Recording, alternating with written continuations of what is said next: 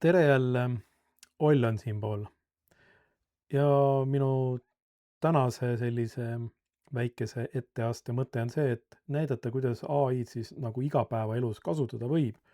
Selleks saab igasuguseid imeasju teha, mõni ei usu sellesse, mõni katsetab igapäevaselt, mõni rakendab enda töö juures juba seda. Aga me võtame täiesti igapäevase asja. Inimesed ikka ostavad autosid ja müüvad. Ja minu eesmärk on täna näidata, kuidas ma siis AI-ga saan läbi analüüsida kogu autoga seotud teema, lisaks sellele, mis siin veebilehe peal väljas on, et mida annavad juurde teised eksperdid, foorumid, erinevad autokeskkonnad üle maailma, näiteks mingi kindla automudeli kohta, mis on selle auto näiteks positiivsed omadused, mis on tal negatiivsed omadused, millise on see hinnaskaala võiks olla, mis on selle mudeli tüüpvead, millele tuleks tähelepanu pöörata, mida tuleks kontrollida, kas see auto on enam-vähem normaalselt hinnastatud ja nii edasi ja nii edasi. Ja selle analüüsi suudab AI väga lihtsalt ära teha, kui sa tead, kuidas seda teha. Ma võtan siit lehe pealt täiesti suvalise automudeli. Mul ei ole mitte ühtegi eelistust. Loomulikult, kui sa valid endale ise auto välja, mis sulle meeldib, siis sa näed seda automudelit, aga mina võtan siit esilehe pealt, võtame selle sama BMW, mis siin keskel on. Ja teeme selle BMW-ga läbi sellise triki, et analüüsime selle BMW mudeli ära. Võtame siis selle BMW ja nüüd ta näitab mulle seda linki siin üleval. Ja selleks, et analüüsida, võtan ma selle lingi lihtsalt. Ma väga palju ei süübigi selle auto materjalidesse siin, aga võtan lahti Gemini keskkonna, lisan selle siia Gemini keskkonda, valin välja süvaanalüüsi. Kuna mul on tasuline versioon, siis ma teen tasulises versioonis seda. Soovitan tasulist versiooni kasutada muideks, seal tuleb palju paremad vastused ja ülevaated nendest asjadest. Aga nüüd ma annan talle käsu, ma võin anda seda nii suusõnaliselt kui ka kirjutada seda. Aga kuna Gemini jagab eesti keelt, siis ma ütlen talle eesti keeles, mida ma tegelikult tahan siis saada. Tee sellele autole põhjalik analüüs, mis on selle mudeli positiivsed omadused, mis on selle mudeli negatiivsed omadused. Kas see hinnastamine selle auto puhul on õiglane, leia alternatiive selle automudelile, millised võivad olla mul selle ülalpidamise kulud. Too mulle ära tüüpvead ja too mulle ära kindlalt asju, mida ma peaksin enne müüki kontrollima. Ja neid küsimusi ma saan küsida ükskõik milliseid seda AI käest ja nüüd, kui ma panen seda analüüsima, siis ta valmistab ette sellise analüüsi ja uuringu plaani, et ta käib selle automudeliga seotud asjad kõik läbi, sest ta arvestab selle auto mudelit, auto aastat, väljalaske aastat, kõiki muid parameetreid, mis selle autoga seotud on. Ja nüüd ta läheb tegema süvaanalüüsi sellele.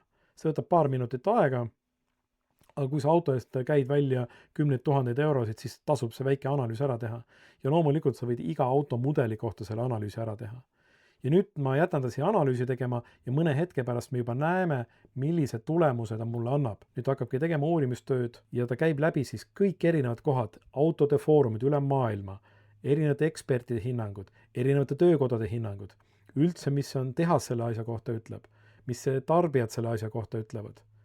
Et sa saad väga põhjaliku analüüsi, seda lihtsalt Google'i otsinguga ei tee, selleks sa pead käivitama AI analüüsi ja vaatame, mis siit tuleb. Siin me nüüd näeme, kuidas AI juba toimetab ja ta käib erinevad keskkonnad kõik läbi, näiteks sõiduki andmete tuvastamine, peamised fookused, uurimustööd, järgmised sammud. Ta käib kõik lehed üle, neid lehekülgi võib olla sadu, mida ta läbi käib. Erinevad portaalid, näiteks ülalpidamiskulud ja kohalik turg, tüüpvigade ja tehniliste riskide kaardistamine ja nii edasi ja nii edasi.